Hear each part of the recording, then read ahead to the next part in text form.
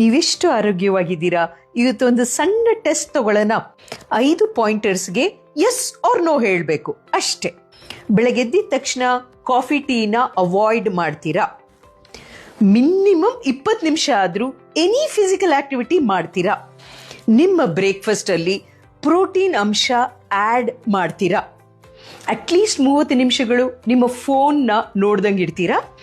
Early morning sunlight ಕೇವಲ 15 ನಿಮಿಷ ಆದರೂ ಎಕ್ಸ್ಪೋಜರ್ ಇದೆಯಾ? ನಿಮ್ಮ ಸ್ಕೋರ್ ಎಷ್ಟು ಬಂತು 5ರಲ್ಲಿ ಕಮೆಂಟ್ ಮಾಡಿ.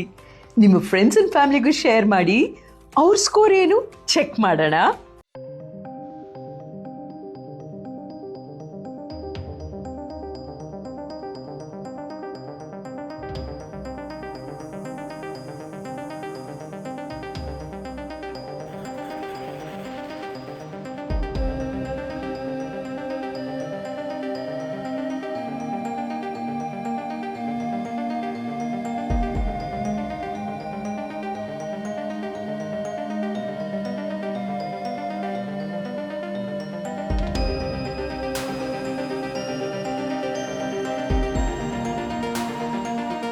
ಬ್ರೇಕ್ಫಾಸ್ಟ್ ಬಹಳ important meal of the day.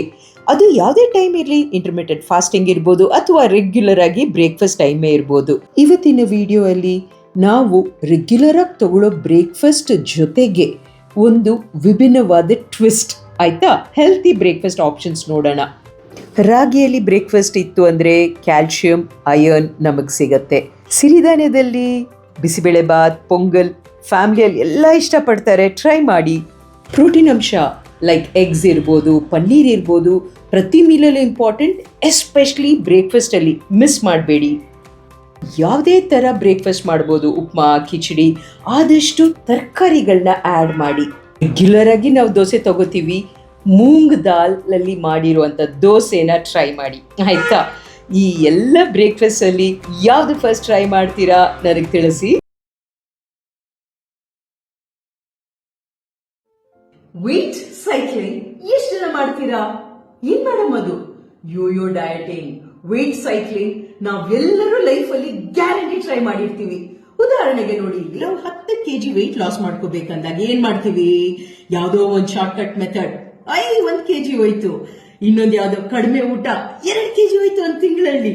ಆದರೆ ವಿತಿನ್ ಅನದರ್ 3 or 4 months ಏನಾಗತ್ತೆ? ಈ ಎಲ್ಲಾ ಹೋಗಿರೋ ವೇಟ್ ವಾಪಸ್ ಗೇನ್ ಆಗಿ ಇನ್ನಷ್ಟು, ಅಯ್ಯೋ ಏನ್ ಮೇಡಮ್ 5-6 kg ಹಾಕೊಂಡೆ. ಇದು ಯೋಯೋ ಡಯಟಿಂಗ್.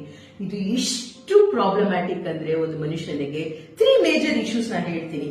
ಒಂದು, ನೀವು ಈ ತರ ತುಂಬಾ ಕಡಿಮೆ ಊಟ ಮಾಡಿ ತಾತ್ಕಾಲಿಕ ಶಾರ್ಟ್ ಕಟ್ ಮೆಥಡ್ ಅಲ್ಲಿ ವೇಟ್ ಲಾಸ್ ಮಾಡಿದಾಗ ನಿಮ್ಮ ಮೆಟಬಾಲಿಸಮ್ ಸ್ಲೋ ಆಗುತ್ತೆ. ತದನಂತರ ನಾರ್ಮಲ್ ಮನೆ ಊಟ ಒಂದಿಷ್ಟು ರೈಸ್ ತಿಂದ್ರೂ ವೇಟ್ ಜಾಸ್ತಿ ಆಗುತ್ತೆ. ಬೇರೆ ತೊಂದರೆಗಳೇನು?